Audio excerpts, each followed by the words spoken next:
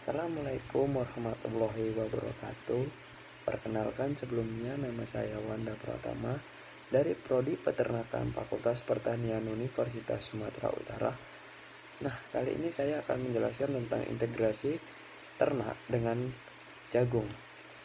Pakan merupakan salah satu faktor penentu keberhasilan suatu usaha peternakan yang sangat berpengaruh terhadap produktivitas ternak, terutama ternak ruminansia. Produksi hijauan sangat tinggi pada saat musim hujan, sementara produksi hijauan pada saat musim kemarau sangat rendah. Oleh karena itu, perlu dilakukan usaha untuk mencari bahan pakan yang berpotensi baik dari segi kualitas maupun kuantitas.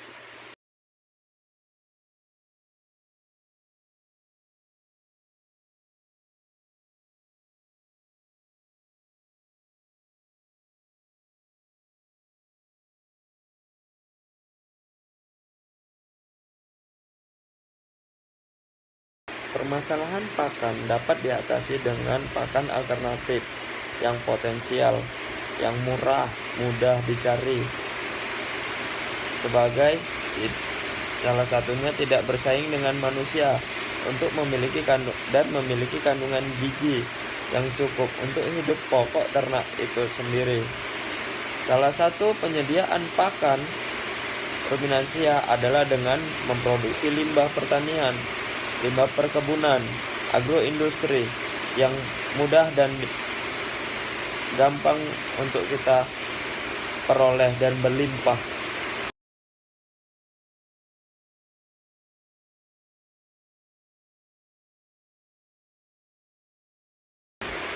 Limbah tanaman jagung, terutama berupa batang, daun, tongkol jagung atau jungle biasa orang menyebutnya, mencapai 1,5 kali bobot biji. Artinya bahwa jika dihasilkan 8 ton biji per hektar, maka sekaligus diperoleh 12 ton limbah yang dapat dijadikan pakan sapi, baik secara langsung maupun pengolahan lebih dahulu.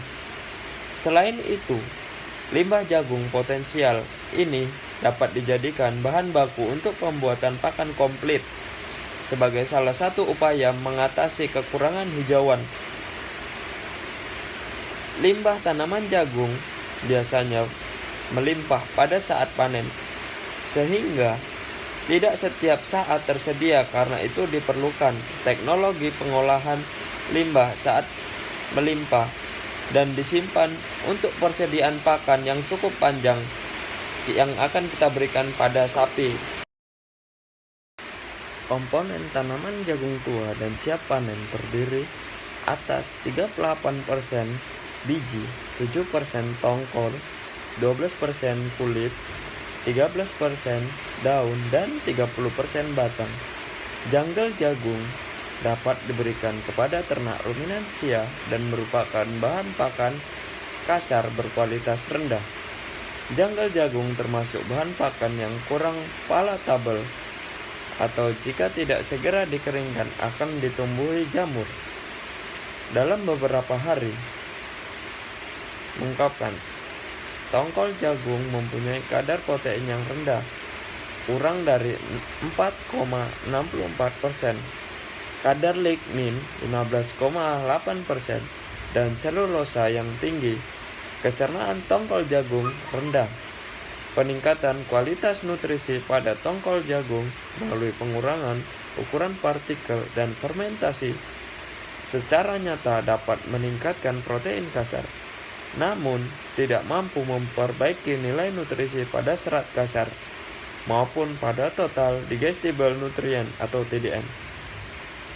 Penggunaan tongkol jagung yang telah difermentasi dengan Aspergillus niger sebanyak 50% dalam konsentrat pada sapi PO yang mendapat pakan basal jerami, padi maupun penghasilan pertambahan bobot badan atau PBBH. Kandungan nutrisi tongkol jagung terdiri dari bahan kering 90,0%, protein kasar sebesar 2,8% dan lemak kasar sebesar 0,7%, serta abu 1,5%, serta serat kasar 32,7% dan dinding sel 80%, dan lignin 6,0%, serta ADF 3,32%.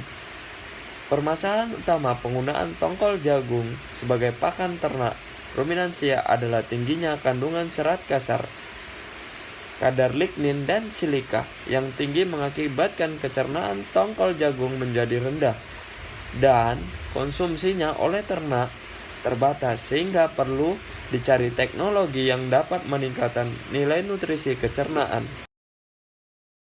Nah, itulah video dari saya tentang integrasi ternak sapi dan jagung